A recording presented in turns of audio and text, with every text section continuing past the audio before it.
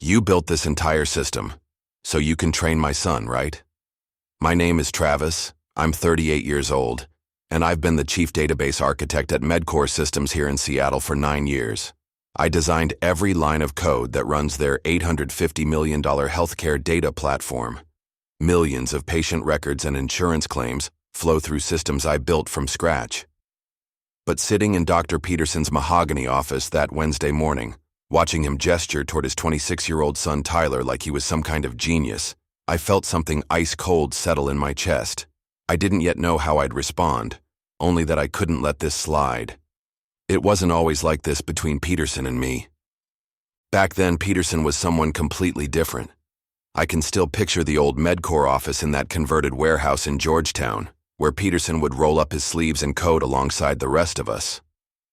The space smelled like coffee and determination, with exposed brick walls and mismatched furniture we'd picked up from garage sales. There were 15 of us total, and Peterson knew everyone's birthday, everyone's favorite lunch spot, and exactly how much overtime we'd each put in that week. One night at 9 p.m., Peterson handed me a greasy pizza box and dove back into code beside me, a stark contrast to this morning's meeting. Those were the days when we were building something that had never existed before. A healthcare data management system that could process insurance claims in real time while maintaining perfect HIPAA compliance. The technical challenges were massive, but Peterson would sit in our planning meetings, sketching out database schemas on whiteboards, asking pointed questions about scalability and redundancy that showed he understood every line of code we were writing. I was fresh out of college with a computer science degree, working 18-hour days because I believed we were changing healthcare forever. The company grew fast. By year 3, we'd moved into a proper office building in Bellevue, and our 15-person team had expanded to over 100 employees.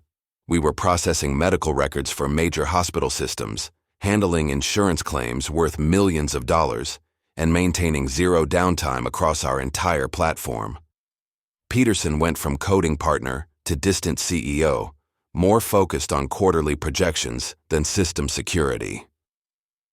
During my father's battle with cancer in year 4, Peterson found me in the hospital waiting room, laptop balanced on my knees, monitoring our systems while Dad underwent chemotherapy. Instead of telling me to go home, he sat down and helped me troubleshoot a performance issue affecting our West Coast clients. That moment cemented my belief that our platform wasn't just data, it was people's lives. That was the Peterson I'd signed up to work for. The signs of change were subtle at first. Peterson started delegating more, trusting reports from managers instead of talking directly to the people doing the work. The casual Friday pizza parties disappeared, replaced by corporate catered events with speeches about efficiency and cost optimization. Tyler started showing up for summer internships during his college years, mostly filing paperwork and answering phones. He'd wander through the technical departments with a bored expression, showing more interest in the free snacks than the revolutionary healthcare systems we were building. Even during his internships, Tyler never asked about the database architecture, never showed curiosity about how our platform actually worked. Peterson's transformation accelerated after the company went public in year 6. The man who used to debug code until midnight was now spending his days in boardrooms, discussing market penetration and competitive advantages with executives who'd never written a line of code. He'd walk past my office without stopping, when he used to drop by just to chat about new features or potential security improvements. When I'd email him directly about critical system updates, he'd forward my messages to Todd Brennan, our new CIO, asking Todd to explain what I was talking about. The family atmosphere we'd built in those early years was gone, replaced by corporate hierarchies and quarterly performance reviews. Peterson started asking other managers to explain decisions I'd made, even though I'd been documenting everything meticulously for years. He'd reference spreadsheets and cost analysis reports instead of trusting the expertise of the people who'd built the systems from the ground up. The man who once sat in hospital waiting rooms, helping me troubleshoot server issues, was now asking middle managers to interpret the work of the architect who'd designed every component of their $850 million platform. Looking back, I can see how Peterson's priorities had shifted completely. Tyler's increasing presence around the office should have been a warning sign, but I was too focused on maintaining perfect uptime and expanding our capabilities to notice that Peterson was already planning a future that didn't include the people who'd built his empire. The only sign that everything was about to change was the way Peterson had started looking at me, not as the architect who'd helped build his company, but as an expensive problem that needed solving. What I didn't know was that the solution was already in motion. 3. The documentation trap. Nobody saw coming. The request came through on a Tuesday afternoon in late March, buried in what looked like a routine operational memo from Stephanie Walker, Peterson's new chief operating officer. The subject line read, Documentation Standards Initiative, and the first paragraph talked about best practices for institutional knowledge management. The phrase that made my stomach tighten was buried in the third paragraph. Institutional knowledge can't live in just one person's head. I'd been documenting everything meticulously for 9 years, creating detailed technical specifications, maintaining comprehensive system maps, and writing step-by-step procedures for every process I managed. But something about the way Stephanie phrased her request made me wonder who exactly would be reading these documents. The memo asked for what they called comprehensive architectural documentation of our entire healthcare platform. They wanted detailed maps of every database structure, complete security protocols, backup procedures, and what they termed knowledge extraction protocols. I'd never heard that phrase before in any legitimate IT context. The request specified that all documentation should be accessible to external consultants for a modernization assessment. External consultants reviewing the most sensitive components of an $850 million healthcare system struck me as unusual. No outside firm had ever been involved in our operations before, and bringing one in now felt like preparation for an exit plan. 2 weeks earlier, I'd discovered a critical security vulnerability during my routine morning system check and fixed it in 40 minutes. But Peterson called me in the next morning to discuss protocol instead of thanking me for preventing a potential data breach. The strangest part was when Peterson mentioned that Tyler had raised concerns about unauthorized system modifications. Tyler, who'd never demonstrated any understanding of our database architecture, was somehow monitoring my security work and questioning the necessity of fixing vulnerabilities he couldn't even access. Over the following weeks, I started noticing other changes that made me increasingly suspicious. Meetings where my technical decisions were questioned by managers who'd never managed database systems. Requests for system access credentials I'd never seen before, justified as auditing requirements. Todd Brennan asking detailed questions about fail-safe mechanisms and emergency protocols that had nothing to do with our current projects. The pattern suggested they were mapping every component of our infrastructure, documenting capabilities that went far beyond normal operational knowledge.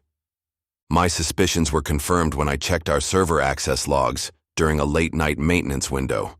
Someone had been systematically accessing our system architecture documentation during off hours, downloading detailed technical specifications and security protocols. The access pattern showed methodical review of every database structure, every backup procedure, and every security measure I'd implemented. Whoever was doing this wasn't just familiarizing themselves with our systems. They were creating a complete blueprint of everything I'd built. The shocking truth emerged when I found email chains on Todd Brennan's shared drive that I shouldn't have had access to. Todd had been working with an outside consulting firm for 3 months, creating what they called detailed technical documentation for knowledge transfer purposes. The emails discussed legacy system modernization and those same knowledge extraction protocols from Stephanie's memo. These weren't routine IT assessments, they were preparation for completely replacing our current architecture. The email timestamps revealed the full scope of their deception. While I'd been working 70-hour weeks maintaining perfect uptime and expanding our capabilities, Todd had been systematically documenting every system I managed, every process I'd created, and every security protocol I'd implemented. The consulting firm had been paid to reverse engineer 9 years of my work, creating documentation detailed enough for someone else to take over my responsibilities. The final email contained a presentation titled Database Operations Transition Phase Implementation. The document outlined a four-phase plan: document existing systems, identify external resources, implement leadership transition, and retire what they called legacy architecture and personnel. I wasn't just being replaced. I was being systematically eliminated, and every piece of documentation I'd created was being used to make my replacement possible. They'd been planning this for months, and now I understood exactly who my replacement would be. The only question was whether Tyler had any idea what he was walking into. The knowledge transfer session was scheduled for 2 p.m. on a Thursday, and I arrived early with printed copies of system documentation, my laptop loaded with demonstration databases, and a carefully planned agenda covering the essential components Tyler would need to understand. At 2:20 p.m., Tyler finally walked into the conference room, talking loudly on his phone. He held up one finger at me while he finished his conversation, then dropped into the chair across from me and asked if we could keep this short because he had dinner plans. Tyler's first suggestion was that we should simplify the entire healthcare platform. He gestured vaguely at the technical diagrams I'd prepared and said maybe we could just use cloud storage or something to make it easier to manage. I explained that migrating regulated medical data to cloud infrastructure would require 18 months of regulatory approval and cost approximately $40 million. Tyler looked at me like I was speaking a foreign language, then asked why everything had to be so complicated. The conversation took a surreal turn when Tyler asked if our entire system was basically like a really big Excel spreadsheet. I stared at him for a moment, trying to process how someone could reduce an $850 million healthcare data platform to a comparison with basic spreadsheet software. When I mentioned our automated backup systems, he asked if that meant we were making copies of everything, and whether that was really necessary since we could just re-enter the data if something went wrong. The 3-hour session devolved into me covering elementary database concepts that most system administrators learn during their first week on the job. I explained what a primary key was, how foreign key relationships maintain data integrity, and why backup redundancy prevents data loss. Tyler interrupted frequently with questions that revealed he didn't understand the difference between data storage and data processing. After I finished describing our HIPAA compliance protocols, Tyler complained that I was using too much technical jargon and being deliberately obtuse. Peterson called me into his office the next morning to discuss the knowledge transfer session. Instead of asking whether Tyler had understood the critical information, Peterson suggested I focus on high-level management concepts rather than technical details. He explained that Tyler didn't need to understand how the databases worked, just how to oversee the people who manage them. This struck me as particularly dangerous since database management requires understanding both the technical architecture and the regulatory framework that governs healthcare data. Tyler's fresh ideas emerged during our second session the following week.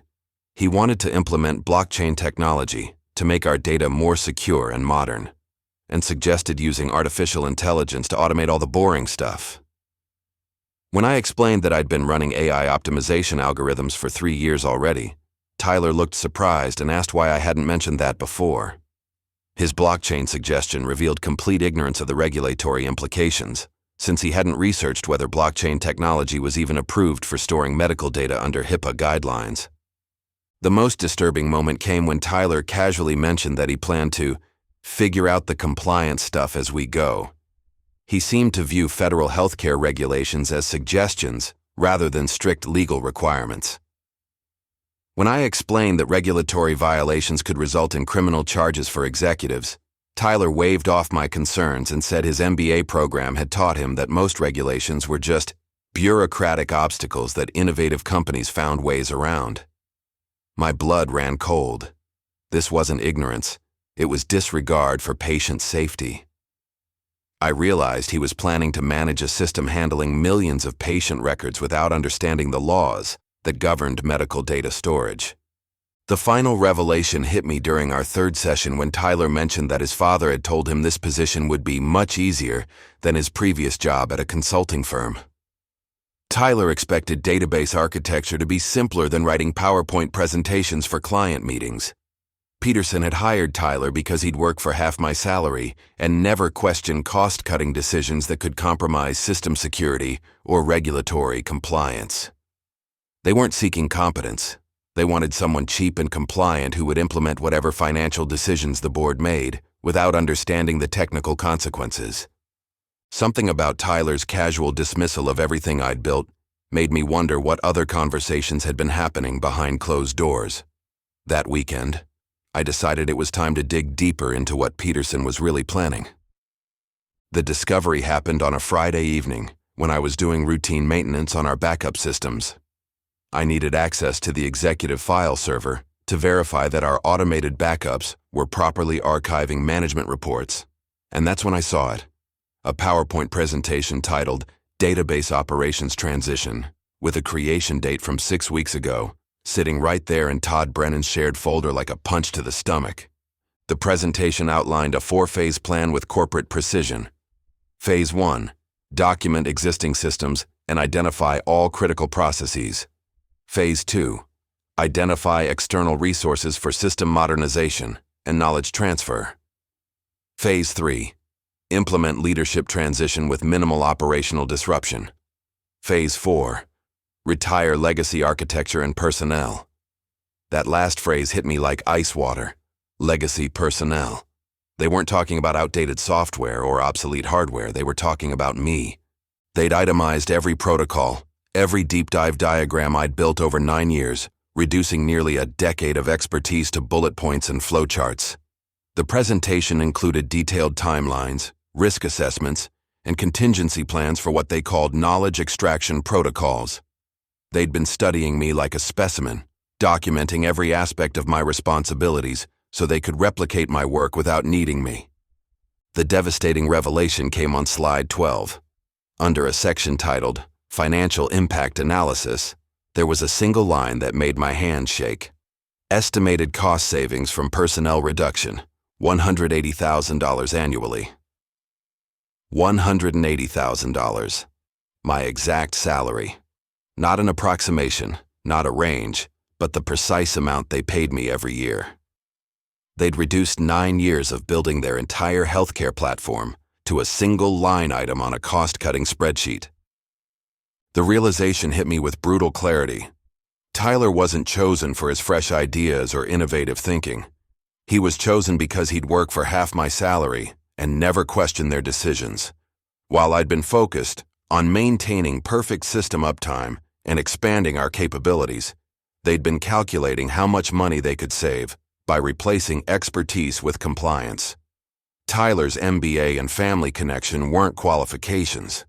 They were cost reduction strategies wrapped in nepotism.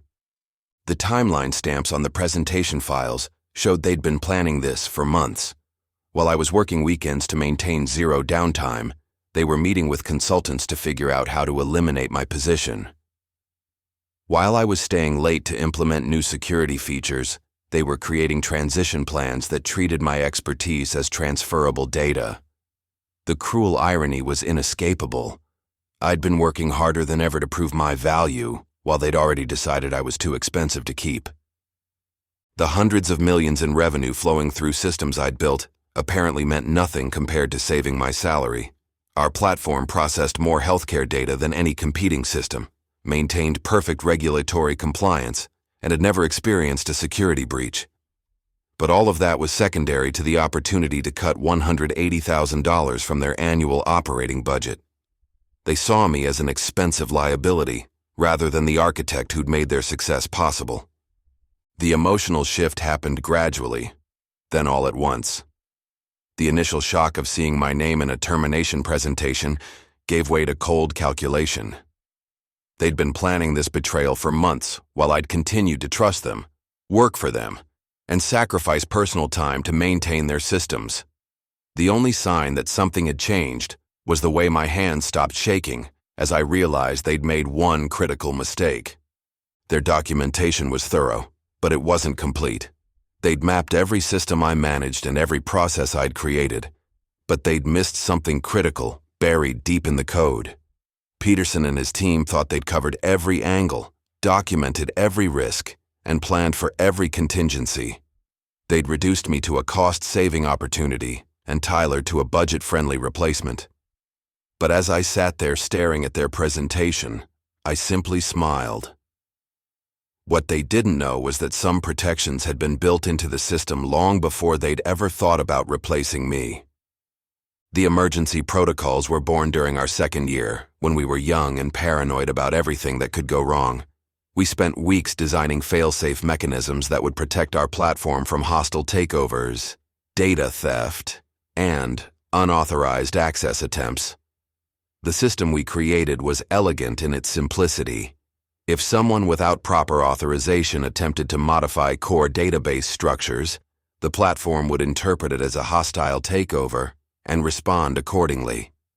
I called it total data protection, and the concept was straightforward. Rather than allow sensitive healthcare information to fall into unauthorized hands, the system would erase all stored data completely. The failsafe was designed to protect against both external hackers and internal threats, since the security protocols didn't distinguish between them. Any unauthorized modification attempt would trigger the same response: complete data deletion to prevent compromise. The system was programmed to identify threats based on biometric authentication, not job titles or organizational charts. The trigger mechanism was my fingerprint scan, which I used every morning to log into the system and verify my identity as the authorized administrator. This biometric authentication was the key that told the platform I was the legitimate database architect with permission to modify core structures. Without that daily fingerprint verification, any attempt to alter fundamental system settings would be flagged as unauthorized access. The beauty of the design was that it protected against scenarios we couldn't predict, including internal threats from people who technically had system access but lacked proper biometric authorization. Only my fingerprint could disarm the failsafe. All other administrators, even family members, would trigger complete data destruction. That plan to ensure a smooth transition collapsed the moment I discovered their months-long conspiracy to eliminate me. The presentation in Todd's shared folder revealed they'd been documenting my work for external consultants while pretending to value my expertise. They'd reduced 9 years of perfect system uptime to a cost-cutting opportunity worth exactly $180,000 per year. The betrayal shifted something fundamental in my thinking. Why should I protect people who'd been planning to replace me while I worked 70-hour weeks maintaining their systems? Why should I ensure a smooth transition for Tyler when they'd been lying to me for months about their intentions? My final system check on Friday morning confirmed that everything was functioning perfectly. $850 million worth of healthcare data was organized and protected by systems I'd spent 9 years building and refining. I ran my biometric scan one last time, verifying my identity as the authorized administrator, and all systems displayed green status indicators showing optimal performance and security. The emergency protocols were active and waiting, buried deep in the core framework where no standard audit would discover them. The timing was precise based on my understanding of Tyler's schedule and his eagerness to implement changes. Peterson had mentioned that Tyler wanted to start making modifications immediately, and I knew Tyler would attempt to access core database settings around 5 p.m. on Friday, right after I officially left the building. At 5:01 p.m., the system would detect Tyler's unauthorized modification attempt. At 5:02 p.m., total data protection would activate, interpreting Tyler's actions as a hostile takeover and responding with complete data deletion. The sequence was automatic once triggered, with no way to stop it without proper biometric authorization that only I could provide. The irony was perfect. My own security measures would protect the system from what it would perceive as a hostile takeover attempt, even though the threat was coming from the owner's son. The protocols didn't care about family relationships or corporate hierarchy. They only recognized biometric authentication. Tyler's attempt to implement his fresh approaches would trigger the very protections I'd built to safeguard MedCore from unauthorized access. I walked to my car at 4:45 p.m., having confirmed the protocols still lay dormant in the system's core framework, just waiting for the moment I'd walked away. I was sitting on my back porch at 5:17 p.m., drinking a beer and watching the Seattle sunset, when my phone started buzzing. Todd Brennan's name appeared on the screen, and I felt a small smile cross my face as I answered. The panic in his voice was immediate and unmistakable. "Travis, thank God you picked up. It's gone, everything's gone. The entire database platform went offline and it's all disappeared, every record, every backup." Todd's frantic explanation painted a picture of complete system failure. They couldn't access error logs, couldn't reach backup systems, couldn't even load the emergency recovery protocols I'd spent years perfecting. The desperation in his voice grew as he described how nothing was responding to their standard troubleshooting procedures. I listened patiently, asking helpful questions about which specific systems they'd tried accessing, knowing full well that none of their attempted solutions would work. The admission came buried in Todd's rambling explanation. Tyler had been trying to update some security settings when everything crashed. Those were Todd's exact words, delivered with the kind of careful phrasing that suggested he knew Tyler had caused the disaster, but couldn't bring himself to say it directly. I made appropriate sounds of surprise and concern, expressing shock that security modifications could cause such widespread system failure. The timing was undeniable. Tyler had attempted his modifications at exactly 5 p.m., and by 5:02 p.m., their entire platform had gone dark. The chaos I could hear in the background told the real story of what was happening at MedCore. Urgent conversations, people shouting instructions, phones ringing constantly as clients called to report they couldn't access their data. I could hear Peterson's voice in the distance, demanding updates and solutions from people who had no idea what they were dealing with.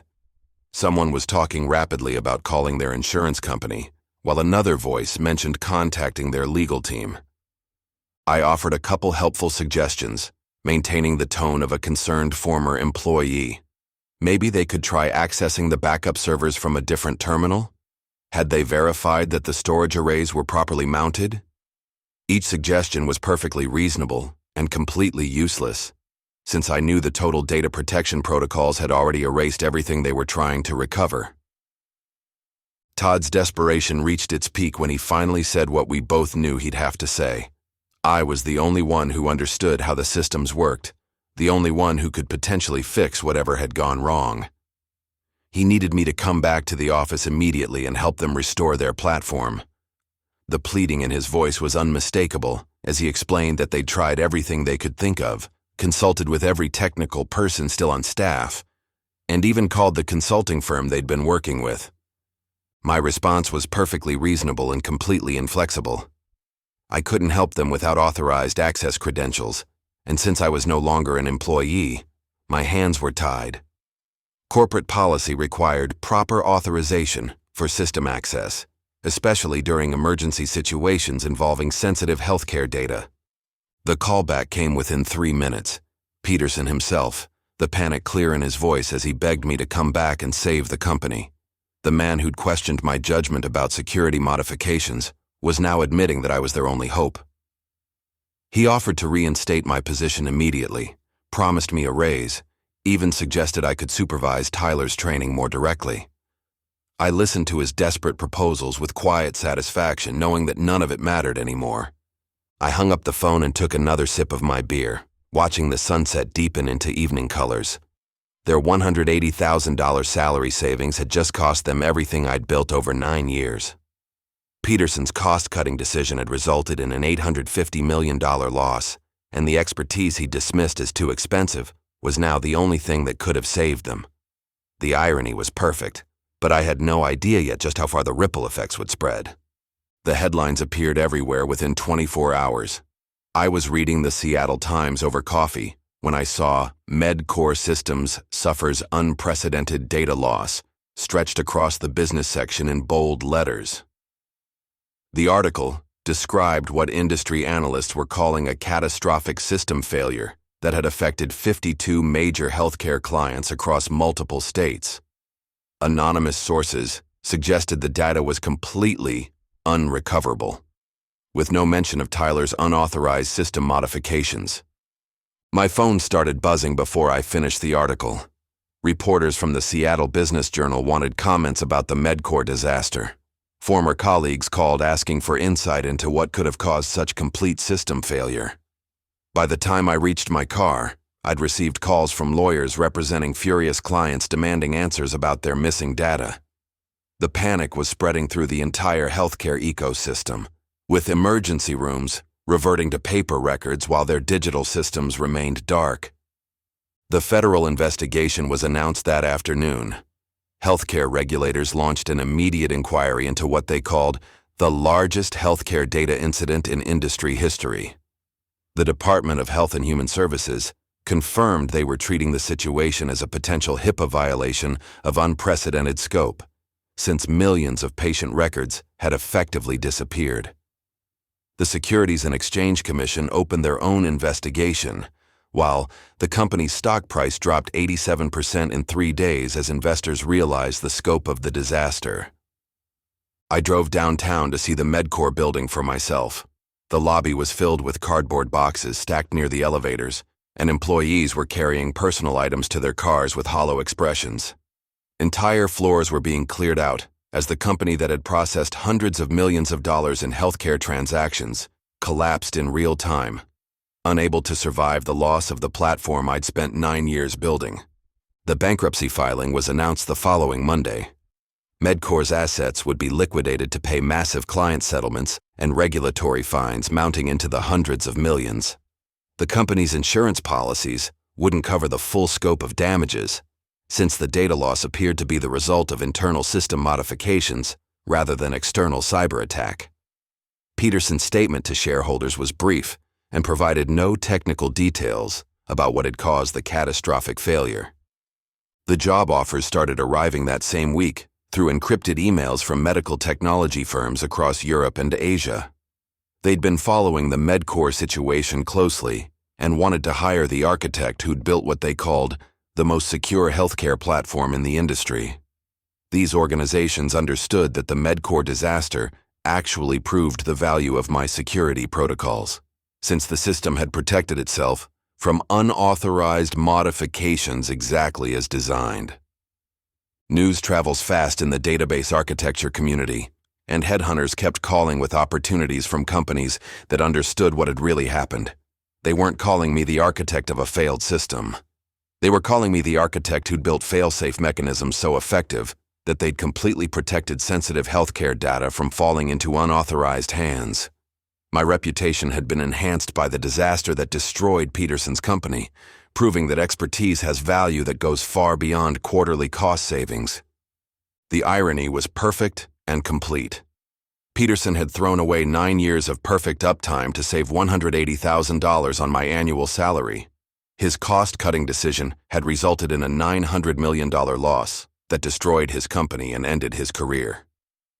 Meanwhile, the expertise he'd dismissed as too expensive had become more valuable than ever, sought after by organizations that understood the difference between price and value. The most attractive offer came from a Swiss medical technology firm that had been quietly observing the entire situation unfold. Their proposal arrived with detailed terms that made it clear they valued not just my technical skills, but my understanding of how to protect critical systems from the kind of internal threats that had just destroyed Medcore. The compensation package they offered was unlike anything I'd ever seen. The signing bonus from the Swiss medical technology firm was larger than my entire final year salary at Medcore. The irony wasn't lost on me that Peterson's attempt to save $180,000 by replacing my expertise with his son's nepotism had cost him a $900 million company, while I emerged more valuable than ever. Organizations that understood the difference between price and value were willing to pay premium rates for proven expertise. Sometimes the best revenge isn't planning elaborate schemes or orchestrating complex downfalls. It's simply stepping back and letting people face the natural consequences of their own poor decisions. The same company that once demanded I train an unqualified heir now lay in ruins, crushed by the weight of their own betrayal. If you've experienced workplace betrayal or watched incompetence destroy what you helped build, share your story in the comments below.